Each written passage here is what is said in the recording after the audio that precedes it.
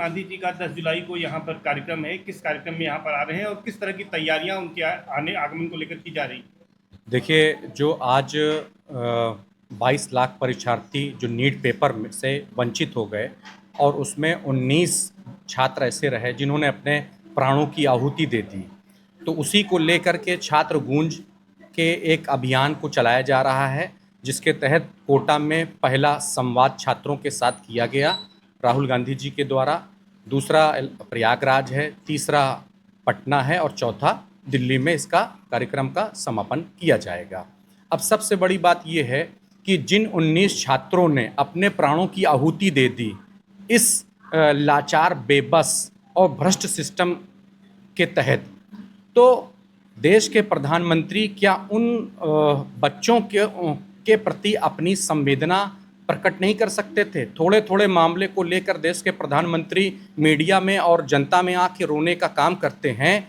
जब 19 बच्चों ने, 19 छात्रों ने अपने प्राणों की आहुति दे दी, तो उनके प्रति उन्होंने अपनी कोई संवेदना प्रकट करने का काम नहीं किया।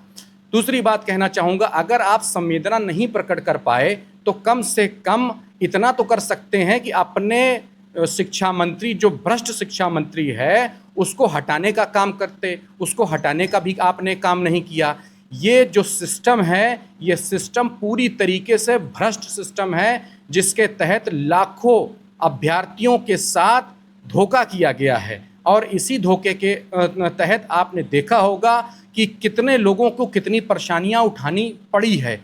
अरबों रुपए का जो शिक्षा का बजट है, उसको किस तरीके से लूट का बजट बना के इस सरकार ने रखा है। एक बच्चा अपने पढ़ाई के लिए अब उसके माता पिता कोई खेत गिरवी रख के उसको पढ़ा रहे हैं, कोई मकान गिरवी रख के उनको पढ़ा रहा है, कोई ब्याज पे पैसा लेके पढ़ा रहा है, और उसके बाद पेपर लीक हो जा रहा है और पेपर लीक से आहत होकर वो बच्चे आत्महत्या करने पर विवश हैं और आत्महत्या कर ली। 19 छात्रों ने आत्महत्या की और सरकार को कोई संवेदना नहीं। मैं सरकार से एक मांग ये करना चाहता हूँ, कांग्रेस पार्टी एक मांग करती है कि जिन बच्चों ने आत्महत्या की है, ये सरकार द्वारा आत्महत्या को प्रेरित करने का काम किया गया है। एक तरह से सरकार द्वारा हत्या का काम है, उन बच्चों के भविष्य की हत्या की गई है।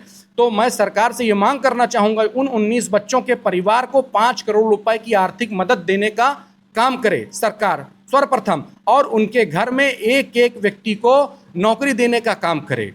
और अगर सरकार ऐसा नहीं कर पाती है तो सरकार पूरी तरीके से फेलियर है। अच्छा, इसी कार्यक्रम को लेकर अखिलेश यादव भी 28-29 को आने वाले हैं जून को, तो क्या लगता है कि गठबंधन के बावजूद अलग अलग दोनों नेता संवाद करेंगे छात्रों से?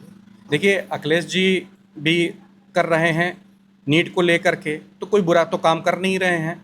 जाहिर सी बात है कि छात्रों की आवाज़ को हर कोई उठा सकता है, वो हमारे गठबंधन में है, गठबंधन के साथी हैं, अच्छा है, ठीक है, कोई बात नहीं। मगर राहुल जी का जो एक राष्ट्रीय स्तर पर ये आयोजन शुरू किया है उन्होंने, ये छात्र आज की डेट में कह रहा है कि हमारा अगर कोई मसीहा है तो राहुल गांधी है, अगर हमारी कोई आवाज़ है तो राहुल गांधी है, हमारे लिए कोई सोचने वाला व्यक्ति है तो राहुल गांधी है, अगर हमारे लिए आज सब कुछ है तो राहुल गांधी है। अच्छा, राहुल गांधी जी के अभी परशुराम के रूप में एक चित्र आप लोगों ने वायरल किया था, उसको लेकर बड़ी नाराजगी है, तमाम बीजेपी नाराजगी। देखिए, भारतीय जनता पार्टी के पास नाथूराम है, हमारे पास परशुराम है। हमें राहुल जी के स्वरूप में भगवान परशुराम का रूप दिखाई देता है, और उनके नेता को नाथूराम के स्वरूप में अब अपने नेता का रूप देखते होंगे, तो इसमें हमें ज़्यादा कहने की बात नहीं है। और दूसरी चीज़, भारतीय जनता पार्टी को ये बात कहने ही नहीं चाहिए। वो तो मर्यादा पुरुषोत्तम राम को उंगली पकड़ा के मार्गदर्शन दे रहे थे। भगवान सबको मार्गदर्शन देते हैं, वो तो उनको पकड़ा के मार्गदर्शन दे रहे थे, उनको दिशा दे रहे थे। तो ये भारतीय जनता की पार्टी है, ये केवल झूठ की बुनियाद पर सत्ता में कायम है। अब ज़्यादा दिन की ये सरकार रही नहीं है, बहुत जल्द ये सरकार गिरने वाली है।